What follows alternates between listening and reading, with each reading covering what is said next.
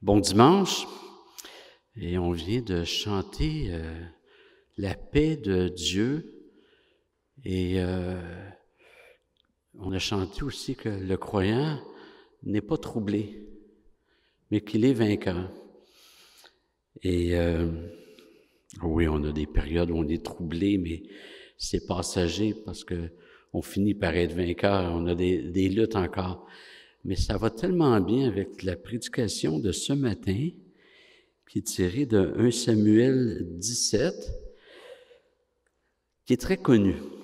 Un récit qui est très connu et qui a donné naissance à une expression très courante.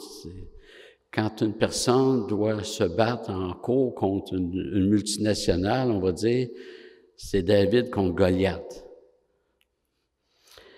Et j'ai donné comme titre « La foi se bâtit sur les promesses de l'Alliance ».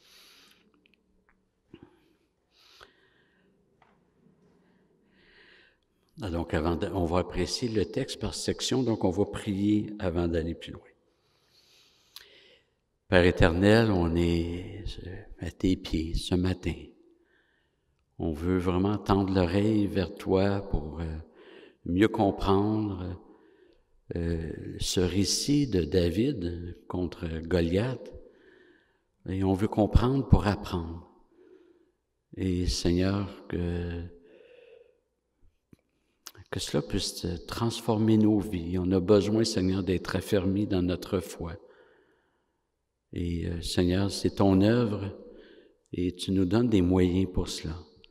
Alors Seigneur, on veut vraiment te remettre ce temps. Donne-nous de désirer, d'aspirer aux choses les meilleures pour la gloire de ton nom. Amen.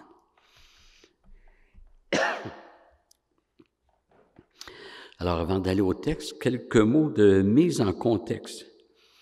Quand le peuple est entré dans le pays promis, après que Moïse l'ait libéré de l'esclavage en Égypte, il y a eu une période pendant laquelle il n'y avait pas de roi sur Israël.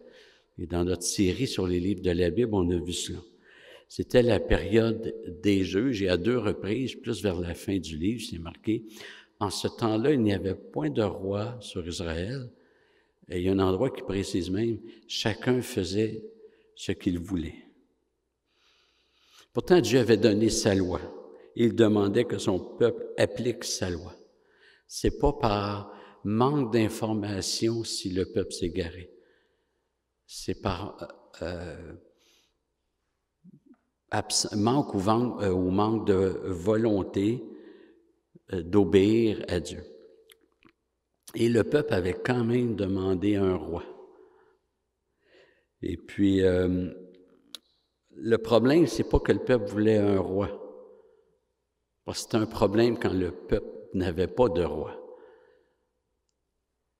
Le problème, c'est le genre de roi que le peuple voulait.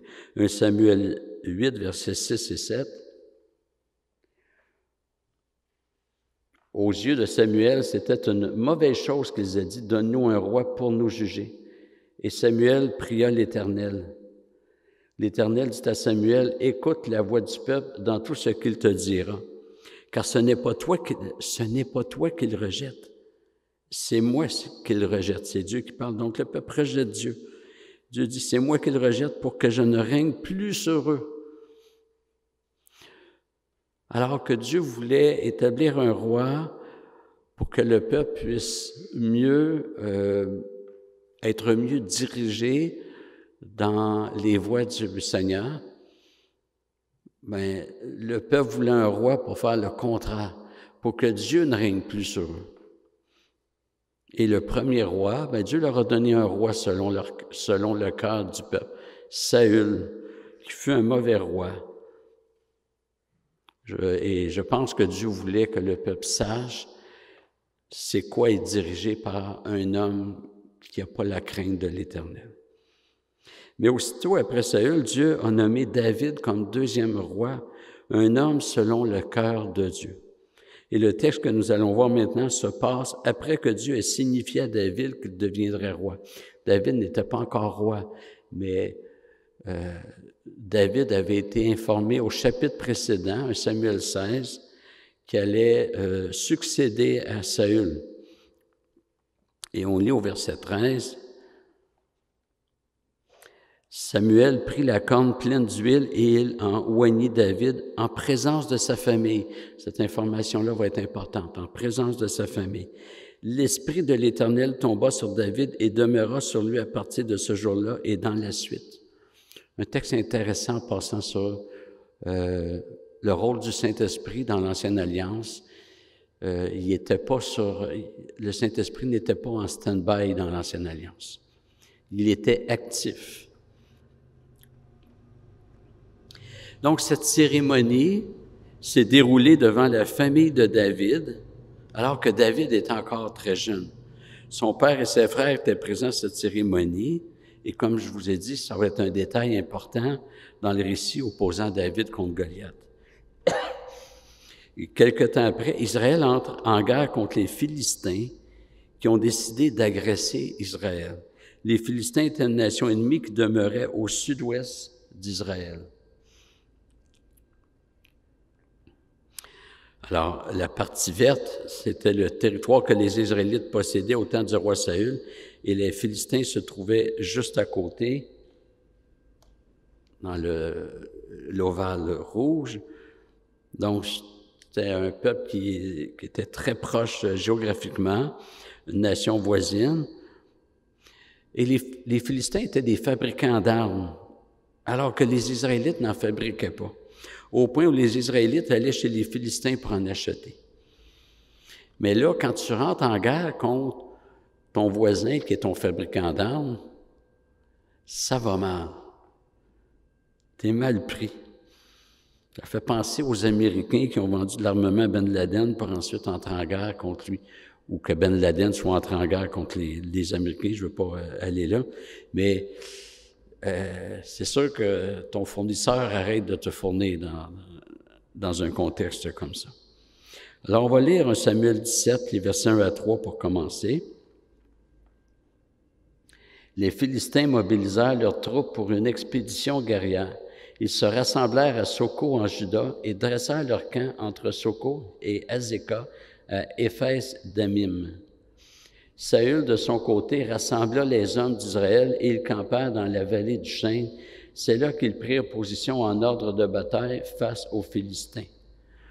Ceux-ci occupaient un versant de la montagne et les Israélites le versant opposé. La vallée séparait les deux armées. C'est une mise en scène, on peut visualiser un petit peu ce qui se passait. C'est une stratégie militaire du temps. Chaque armée se campe sur un versant mais jusque-là, les Israélites ont deux raisons d'avoir peur. Comme j'ai mentionné, la première raison, c'est que ils étaient en guerre contre leurs fournisseurs d'armes. Puis la deuxième raison, c'est que quand une nation décide d'attaquer, elle s'est davantage préparée. Là, c'est les Philistins qui s'étaient préparés à entrer en guerre. Versets 4 à 7. Alors un champion sortit du camp des Philistins et s'avança vers Israël. C'était un géant mesurant près de 3 mètres, nommé Goliath, originaire de Gath. 3 mètres, à peu près 9 pieds. Il était revêtu d'un casque de bronze et d'une cuirasse à écailles en bronze pesant une 60aine de kilos. Ses jambes étaient protégées par des plaques de bronze et il portait en bandoulière sur ses épaules un javelot de bronze. Le bois de sa lance avait la grosseur d'un cylindre de métier à tisser. Le fer de lance à lui seul pesait près de 7 kilos. Il était précédé d'un homme qui portait son bouclier. Ça a dû être un spectacle horrifiant. En fait, c'est une machine de guerre qui s'avançait contre Israël. Et ça, c'est la troisième raison d'avoir peur. Les Israélites voient sortir du camp ennemi ce géant tout équipé pour la guerre. Et les Israélites n'avaient pas d'équivalent pour l'opposer à Goliath. Versets 8 à 10. Il se campa face aux troupes israélites et leur cria, « Pourquoi vous êtes-vous rangés en ordre de combat? Moi, je suis le Philistin et vous, les esclaves de Saül. Choisissez parmi vous un homme et qu'il m'affronte en combat singulier. S'il peut me battre et qu'il me tue, alors nous vous serons assujettis. Mais si c'est moi le vainqueur et si je le tue, c'est vous qui nous serez assujettis et vous serez nos esclaves. » Puis il ajouta, « Je lance aujourd'hui ce défi à l'armée d'Israël. Envoyez-moi un homme et nous nous affronterons en combat singulier. » Goliath s'avance avec arrogance. Il sait qu'aucun Israélite n'est plus grand et plus fort que lui. De plus, c'est un soldat initié au combat et équipé. Personne ne peut l'atteindre. Et le défi qu'il lance place Israël en difficulté. Dans un combat entre armées, Israël aurait pu envoyer plusieurs personnes contre Goliath, mais là, c'est du 1 à 1. Je me rappelle quand j'étais moniteur au camp Plein-Air Amitié, au camp qui appartient à l'Union baptiste, le directeur du camp a dit, on va lancer des défis. Puis l'équipe qui aura remporté à la fin les défis, le plus de points, ben le vendredi soir, ils vont souper avec une pizza. Alors moi, j'avais l'équipe des garçons les plus âgés. Ben, je me suis dit, on a des bonnes chances. Et là, on lance un premier défi qui était le tir au poignet. Parce que chaque équipe pouvait lancer un défi à une autre équipe. Fait que je lance comme défi le tir au poignet. Je pense que je l'ai baissé un peu, hein? OK. Mais là, ce que j'avais oublié, c'est que, parce que les moniteurs pouvaient participer, le moniteur d'une autre équipe, c'était un colosse. C'est le genre de gars qu'on vous voyait même quand il y avait 3 ans, là, on en avait peur. Un colosse. Fait que lui, il dit, venez-vous-en, un peu comme Obélix avec les Romains, venez-vous-en. Il a battu tout le monde. Puis c'est un peu ça qui se passe ici. Mais pour finir l'histoire, j'ai changé ma stratégie après. J'ai dit, on va faire des défis d'équipe. Alors, le tir au câble, et puis c'était des trucs comme ça. Finalement, on a gagné la pizza. Je suis allé voir le directeur du camp. Il y en a qui l'ont peut-être connu, Daniel Savignac. J'ai dit, écoute, c'est pas loyal qu'on ait gagné ça. Là. On est l'équipe des gars les plus âgés. Alors, on aimerait donner notre pizza à l'équipe de filles les plus jeunes, parce qu'ils ont continué à participer. Alors, quand la pizza est arrivée, je vais en avant, puis je dis, écoutez, on a gagné, mais c'est pas loyal, là. On pourrait pas digérer cette pizza-là. Alors, ça nous fait plaisir de l'offrir à l'équipe des filles les plus jeunes qui ont continué à participer, malgré qu'elles n'avaient pas grand chance. Et ce que j'ignorais, c'est que le directeur, parce que j'en avais parlé avant, m'a dit, est arrivé avec une deuxième pizza. Il dit, pour votre geste, à l'équipe donc à mon équipe, il dit, vous allez aussi avoir une pizza. Celle-là, on l'a bien digérée. Quoi qu'il en soit, il y a une différence entre un défi qui entraîne les nations, donc 2 peuples, et de dire chacun présente son plus fort.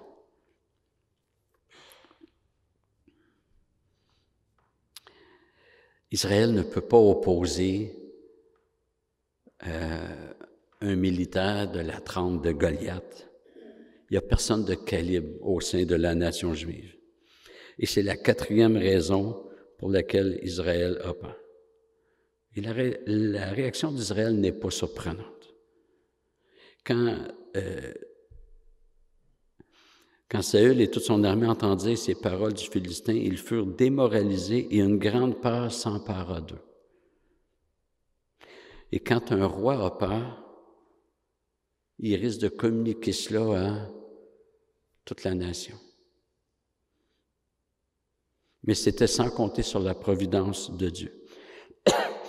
Versets 11 à 15. Saül et tout Israël entendirent ces paroles du Philistin, et ils furent terrifiés et saisis d'une grande crainte. Or, David était fils d'un Éphratien de Bethléem, en Juda, nommé Isaïe, et qui avait 8 fils. Au temps de Saül, Isaïe était très âgé. Ses 3 fils aînés avaient suivi Saül à la guerre.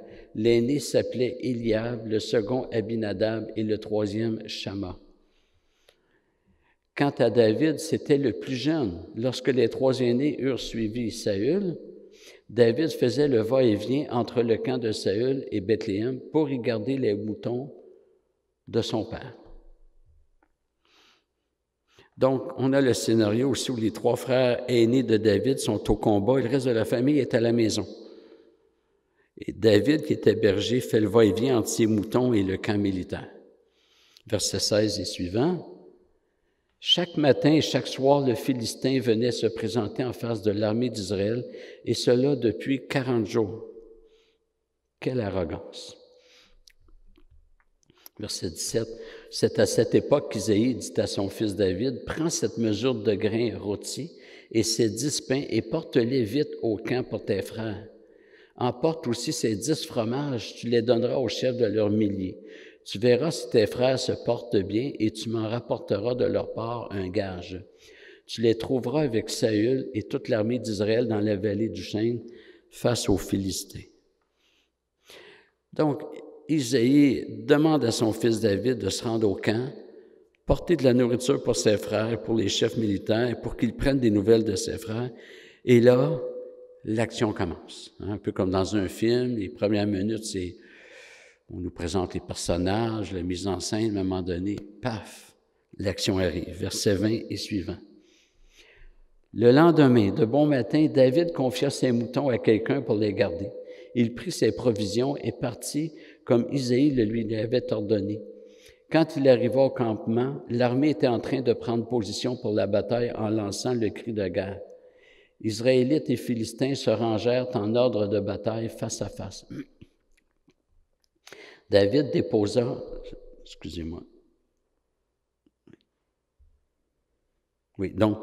David arrive à temps pour l'action. On est sur le bord de l'affrontement. Mais en homme responsable, il a confié son troupeau à quelqu'un. Des détails qui nous enseignent sur David quand même. Malgré son jeune âge, c'était quelqu'un de responsable. Il prenait ses responsabilités. Verset 22. David déposa son chargement et le confia au gardien des bagages, puis il courut au front. Aussitôt arrivé, il vint demander de leurs nouvelles à ses frères. Pendant qu'il parlait avec eux, Goliath, le champion des Philistins originaire de Gath, sortit de leur rang et lança son défi habituel. David l'entendit. À la vue de cet homme, tous les soldats d'Israël s'enfuirent terrorisés. La peur augmente. Saül était craintif, maintenant c'est les Israélites, les soldats. « L'avez-vous vu s'avancer contre nous? » dit l'un d'eux. « Il vient encore insulter Israël.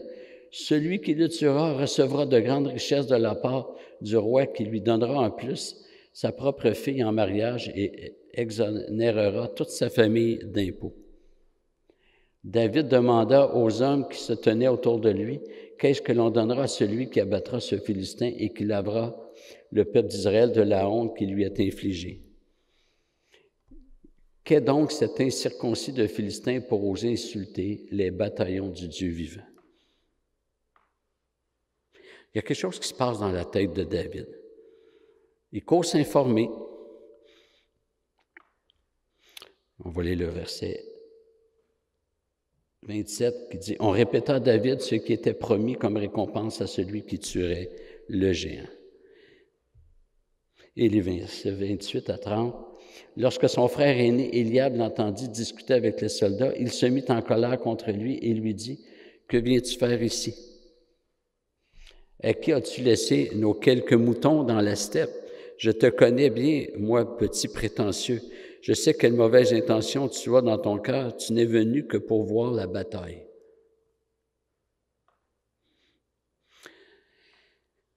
David va sur le champ de bataille prendre des nouvelles. Il obéit en tout point à son père.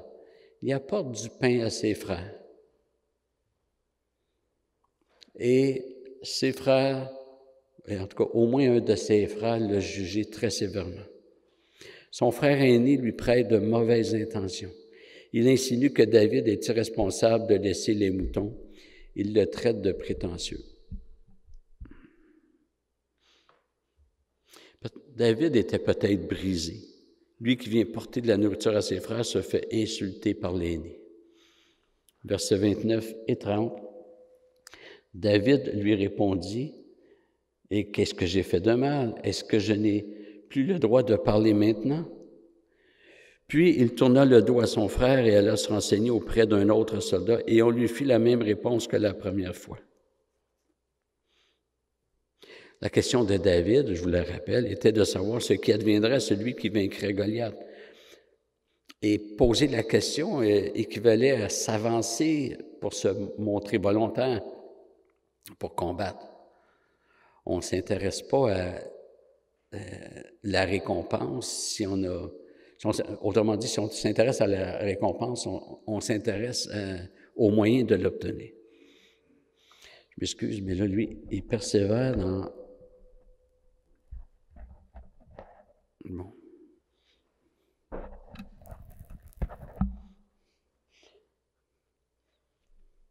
Verset 31. Ce que David avait dit se propagea rapidement et parvint jusqu'aux oreilles de Saül, qui aussitôt le fit venir.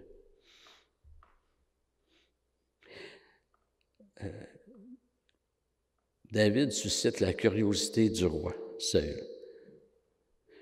En fait, c'est le seul. David a été le meilleur qui s'est proposé, mais il était le seul à s'être proposé. Et on assiste à la conversation entre le jeune David et le roi Saül. David lui dit que personne ne perde courage à cause de ce Philistin. Moi, ton serviteur, j'irai et je le combattrai. Mais Saül lui répondit, « Tu ne peux pas aller lutter contre ce Philistin. Tu n'es qu'un gamin, alors que lui, c'est un homme de guerre depuis sa jeunesse. » On voit ici à quoi Saül regarde. Regarde aux apparences.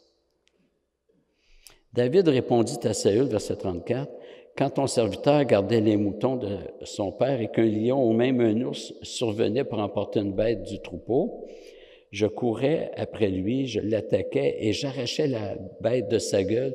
Et si le fauve se dressait contre moi, je le prenais par son poil et je le frappais jusqu'à ce qu'il soit mort. Puisque ton serviteur a tué des lions et même des ours, il abattra bien cet incirconcis de Philistin, comme l'un d'eux, car il a insulté les bataillons du Dieu vivant. » Puis David ajouta, « L'Éternel qui m'a délivré de la griffe du lion et de l'ours me délivrera aussi de ce Philistin. » Finalement, Saül dit à David, « Vas-y donc et que l'Éternel soit avec toi. » Donc, qu'est-ce qui peut bien se passer dans la tête de David? Ça paraît téméraire et le risque est énorme à vue humaine. Rappelons-nous que si David perd, Israël est défait et Israël perd tout. David va passer soit pour un héros ou pour un zéro. Verset 38. Puis il lui fit revêtir sa propre armure et lui fit mettre un casque de bronze et endosser sa cuirasse. Par-dessus son équipement, David ceignit aussi l'épée de Saül, puis il essaya de marcher, mais il n'y parvint pas car il n'en avait pas l'habitude. Alors il dit à Saül, « Je ne peux pas marcher avec tout cet équipement, car je n'y suis pas entraîné. » Puis il se débarrassa de tout. David n'a pas dit, « Je ne peux pas mettre l'équipement, donc finalement, je me désiste, je ne peux pas aller battre Goliath. » David sait que la victoire ne repose pas sur l'équipement militaire. Alors, il se débarrasse de tout. Verset 40. Il prit son bâton en main et choisit dans le torrent 5 cailloux bien lisses qu'il mit dans le sac de berger qui lui servait de besace et sa fronde à la main, il s'avança vers le Philistin. Une fronde, c'est une arme qui était constituée d'une courroie et une roche était placée au centre.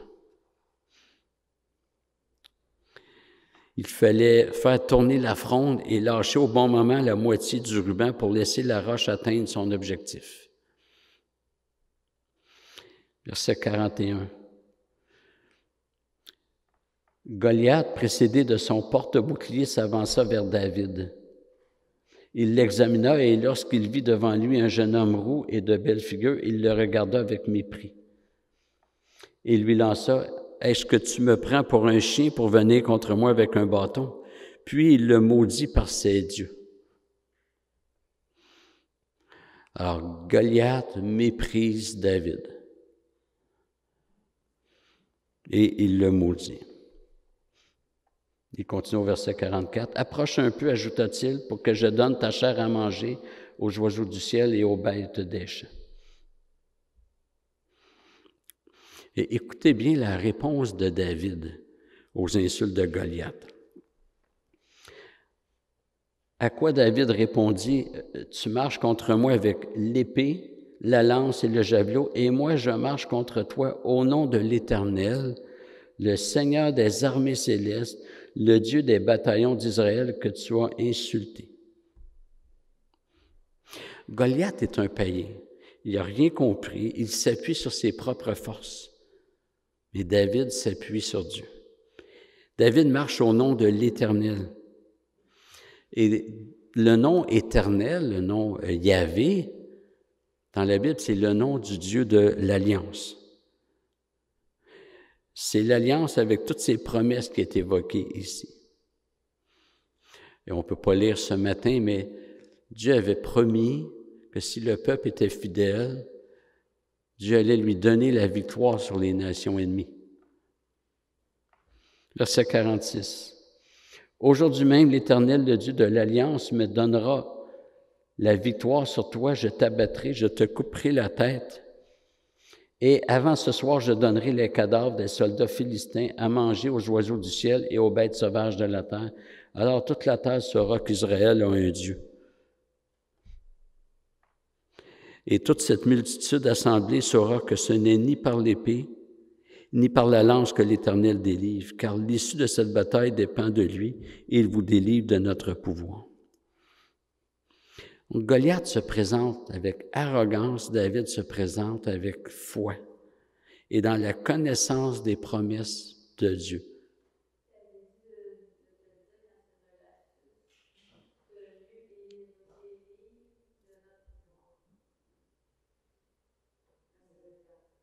Il vous délivre, oui, en notre pouvoir.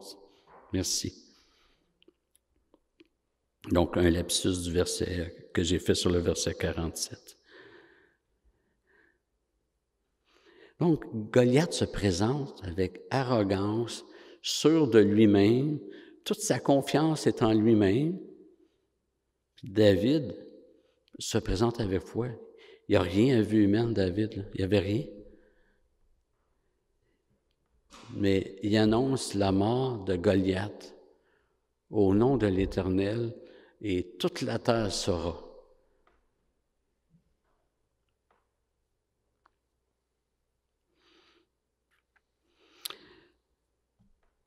Ce récit nous donne plusieurs leçons. La première, c'est qu'il ne faut pas mépriser les petits commencements. Dieu nous prépare à de grandes tâches par des tâches moins importantes. David voit dans le fait qu'il a tué des ours et des lions, et il attribue ces victoires-là à l'Éternel. David voit que Dieu le préparait à ce duel contre Goliath. Peut-être que certains aspirent à des ministères qui sont, je n'aime pas dire ça, mais plus importants, plus en vue. Et c'est très bien d'aspirer à des ministères. Paul en parle. Mais il ne faut jamais mépriser, minimiser les ministères secondaires, les ministères je ne dirais pas qu'ils sont juste préparatifs, parce qu'ils ont un but pour eux-mêmes. Mais de voir que Dieu nous prépare peu à peu en 40 ans de vie chrétienne, j'ai vu des personnes se planter parce qu'elles aspiraient au ministère pastoral, mais n'ont pas voulu attendre le temps de Dieu. Et j'ai vu ça au moins 3 fois. Et ces personnes-là ont changé d'église par frustration et n'ont pas été reconnues ailleurs. Ces personnes-là n'ont pas été reconnues comme pasteurs ailleurs non plus. Après 15 ans, après 20 ans, ces personnes-là n'ont pas été reconnues.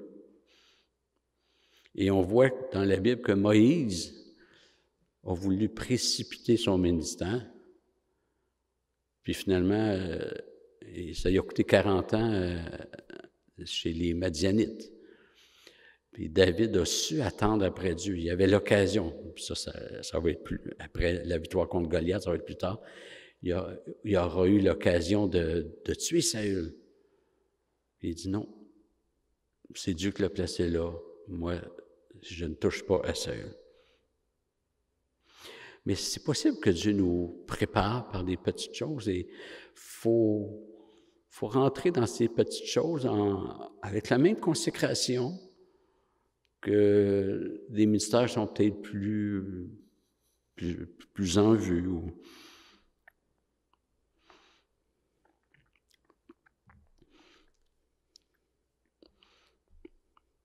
Et surtout, j'aimerais encourager les jeunes ici ou les nouveaux chrétiens, je ne sais pas s'il y a des nouveaux chrétiens, là. Cette phase qui peut être une phase de formation, de préparation. Dieu nous place dans des situations et peut-être qu'il nous prépare à des choses plus grandes, plus difficiles. Hein?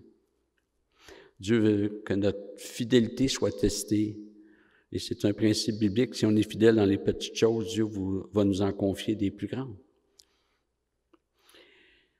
La deuxième application concerne les propos auxquels nous attribuons de la valeur.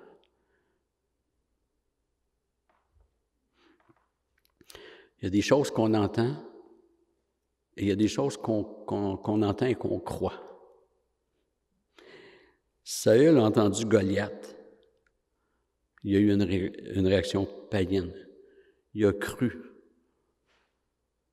à la valeur des menaces de Goliath. David a entendu exactement les mêmes propos de Goliath. Mais il y a eu une réaction chrétienne, une réaction de foi.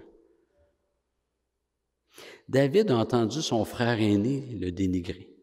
« Tu es venu ici juste pour voir un spectacle. » Encore une fois, il y a une réaction chrétienne. Il ne s'est pas laissé écraser. Puis dans le pastorat, quand on fait du counseling biblique, c'est fréquent de voir des personnes qui sont, on va prendre un mot fort, là, mais presque paralysées ou meurtries par des paroles entendues. Et plus ça vient d'un proche, plus la blessure porte, plus le coup porte et la blessure est profonde. Si un 8e voisin traite un enfant d'imbécile, pas la même chose que si c'est son père ou sa mère. Puis il y en a qui restent un peu captifs de ce qu'ils ont entendu, puis qui restent meurtris longtemps. Puis on est appelé à pas tenir compte de ces paroles-là, mais plutôt à écouter ce que Dieu dit. Et surtout, puis là je parle en connaissance de cause, quand on a subi du rejet de personnes proches, moi je peux vous dire que c'est uniquement en regardant comment je suis accueilli par Dieu en Jésus-Christ. C'est ça qui m'a guéri. Et ça a pris du temps, mais gloire à Dieu, que Dieu soit patient. Mais David n'a pas tenu compte de ce que son frère a dit. Il n'a pas dit, moi je viens ici pour vous aider, si c'est comme ça, je retourne à la maison. Il n'a pas dit ça. Il est allé procurer la victoire au nom de l'Éternel pour la nation, incluant ses frères qui l'avaient méprisé. Donc, on voit Saül et son armée qui ont entendu Goliath et qui l'ont cru.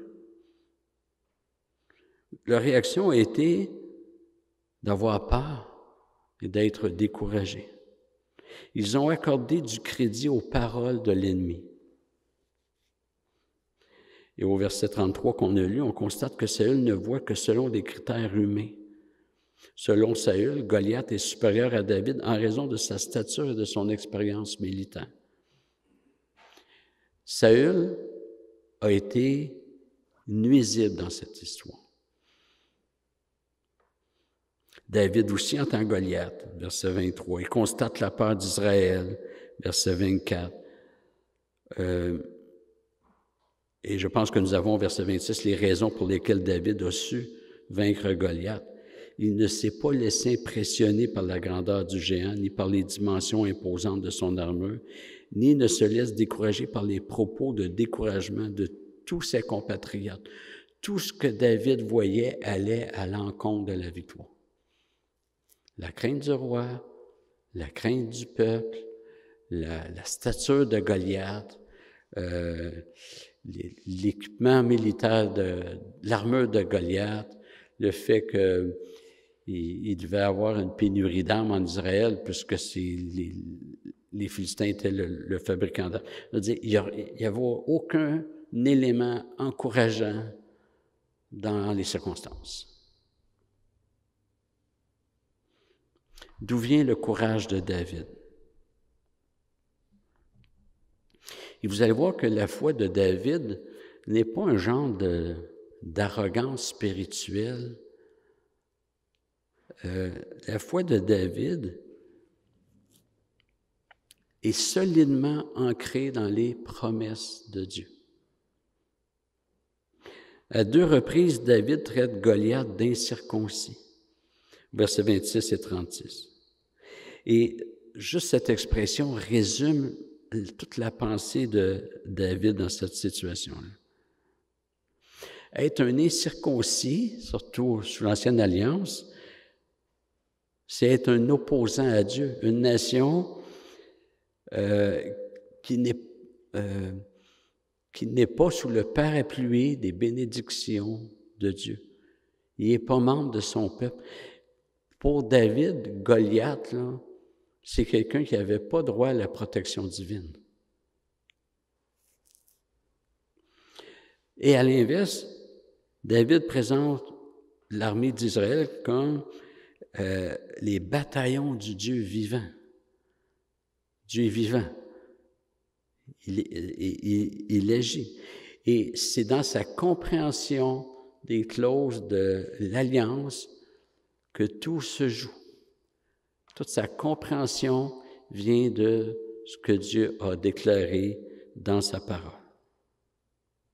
Et c'est pour ça que David s'est proposé pour aller combattre. Il sait que la stature de Goliath n'est pas menaçante. Goliath ne s'opposait pas à un gamin, ni à une nation inférieure. Goliath s'opposait à Dieu lui-même. Parce que s'en prendre au peuple de Dieu, c'est s'en prendre à Dieu lui-même. David avait compris cela. Quand Jésus apparaît à Paul, que Jésus dit « Pourquoi me persécutes-tu ?» Paul n'a pas dit « Écoute, désolé, je ne t'ai jamais vu, je ne t'ai jamais touché. Moi, je m'en prends à l'Église, mais pas à toi. » Paul a compris que s'en prendre à l'Église, c'est s'en prendre à Jésus-Christ. Et on pense que ça a été déterminant chez Paul pour comprendre que l'Église, c'est le corps de Jésus. Si on touche à l'Église, on touche à Jésus. S'en prendre au peuple de Dieu, c'est s'en prendre à Dieu lui-même. Et à partir du verset 34, David se dit que si Dieu a protégé ses moutons des bêtes sauvages, parce qu'il attribue ces victoires-là à Dieu, bien plus forte raison, le Seigneur va protéger Israël. Mais en plus, David savait qu'elle n'allait pas mourir. Comment on peut dire ça, que David savait qu'elle n'allait pas mourir? Parce que Dieu lui avait dit qu'elle allait devenir roi sur Israël. Il y avait une promesse. Donc, il ne pouvait pas mourir, sinon Dieu se serait trompé. Et on a vu, au chapitre 16, que David a été oint par Samuel devant ses frères. Et ses frères ont entendu cela aussi. Mais ses frères n'ont pas cru en la parole de l'Éternel. Ils étaient aussi peureux que Saül et que les autres soldats. Frères et sœurs, ce qui fait toute la différence entre une défaite et une victoire, entre un découragement et un encouragement, c'est pas notre morale à nous. On a déjà un bon moral pour traverser ça. C'est être ancré dans les promesses de Dieu. Ça débute par les connaître, ça aide. Connaître les promesses de Dieu pour son peuple. Mais les connaître, je dirais, de bien les connaître. J'ai déjà mentionné que si je prends un texte ou pas sûr c'est le psaume 103, là, mais où Dieu dit « Je te guéris de toutes tes maladies » ou « Je te guérirai de toutes tes maladies », de dire « Ah, Dieu veut me guérir de toutes mes maladies, donc Dieu ne veut pas que je sois malade, etc. » Si j'ai mal compris que ça, c'est pour la résurrection, puis que je pense que c'est plutôt pour maintenant, je vais mal appliquer une promesse, puis je vais penser que soit que Dieu n'est pas fidèle, ou je manque de foi, etc. Mais il y a des exemples dans le Nouveau Testament où Paul a laissé Trophime à Milet parce qu'il était malade. Paul dit à Timothée de prendre du vin pour soulager ses douleurs d'estomac. Il ne parle pas de guérison. Bon. Donc, les promesses sont là, il faut les connaître, mais connaître le sens qu'elles ont.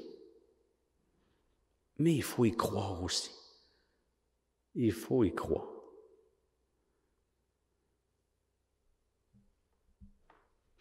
On n'abordera pas les circonstances de la même façon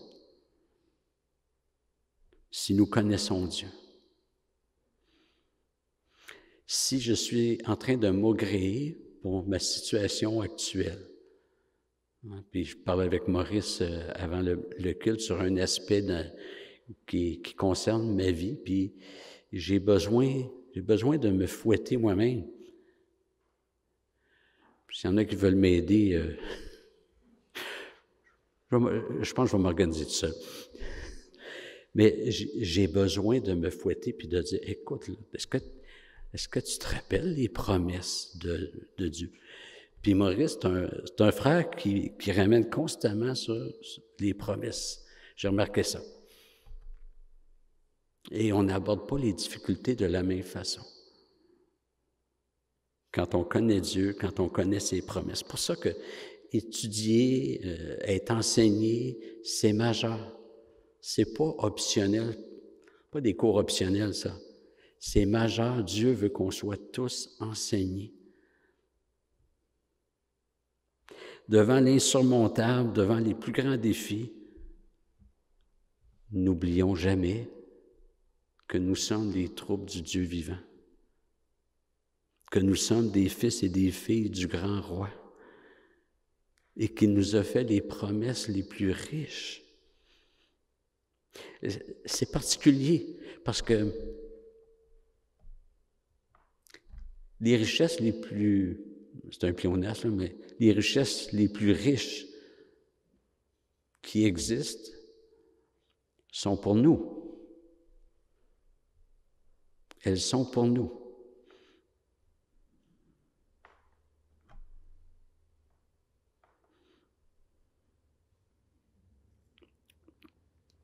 Comme j'ai mentionné, David a su, sa connaissance de Dieu était telle que ça lui a permis de passer facilement par-dessus le mépris de ses frères. Et comme je vous ai dit, plus des paroles blessantes viennent de personnes proches, plus les coups portent. Si David avait été insulté il a été insulté par Goliath, mais ça a dû être moins blessant, oui.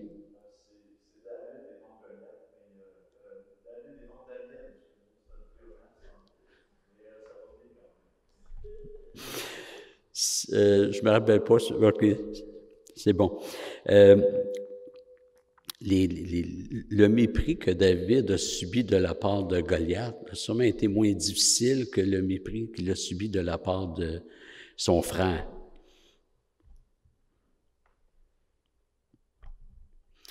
Et j'ai connu des personnes qui ont subi des paroles, même de leurs parents, style « t'es bon à rien, t'es juste ainsi, t'es juste une ça, t'as des mauvaises intentions, puis des paroles qui détruisent. Tu feras jamais rien de bon. » Ou par comparaison, ton frère est bien mieux, ta sœur bien mieux, etc. Ça rentre dans nos oreilles, ça. Puis ça peut rester longtemps. Puis il y a un remède. Il n'y en a pas deux, il y en a un, mais c'est correct, il est efficace. C'est de connaître Dieu et ses promesses. Ça a un pouvoir de guérison. Ça a un pouvoir de déraciner jusqu'au plus profond ces racines qui ont été plantées et auxquelles on a cru, hein, on était responsables, nous aussi.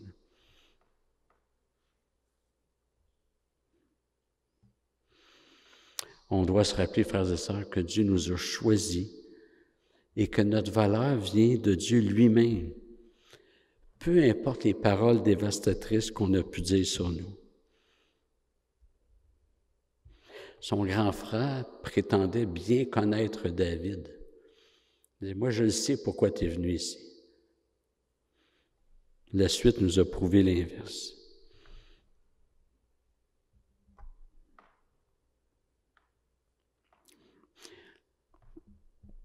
Donc, la seule façon de surmonter cela, c'est vraiment de,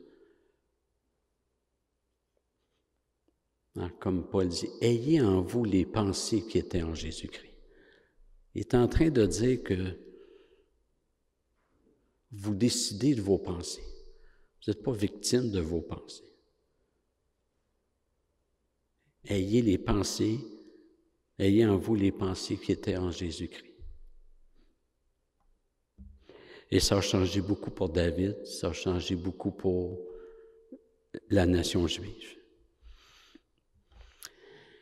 Évidemment, j'aurais pu aborder tout ce texte-là, le reprendre au complet, puis de voir comment il annonce la victoire de Jésus-Christ. Jésus qui est venu apporter du pain, puis ça, bon, peut-être ça nous prépare à la Sainte-Sainte. Il est venu apporter du pain, il est lui-même le pain vivant, et il a été méprisé par ses frères. Il est venu dans un état de faiblesse pour vaincre l'ennemi qui était en position de force, qui est Satan. Alors, c'est un texte très riche, mais pour ce matin, donc j'ai choisi que l'on se concentre sur l'importance de croire aux promesses de Dieu. Pour alimenter notre foi, ça va vraiment nous aider à bien traverser les difficultés que cette vie présente devant nous. On va prier. Seigneur Dieu, on est tous faibles comme David. On est tous petits. Mais Seigneur, parfois on est comme ces soldats qui avons des craintes. Mais Seigneur, c'est un exemple pour nous David est un exemple pour nous de quelqu'un qui s'est affermi par ta parole, qui connaissait, on le voit dans ses psaumes, il connaissait la révélation.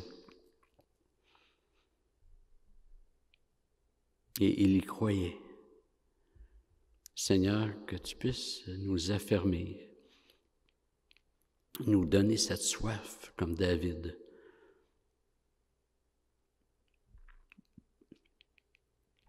D'être instruit par toi dans ta parole, de croire en tes promesses.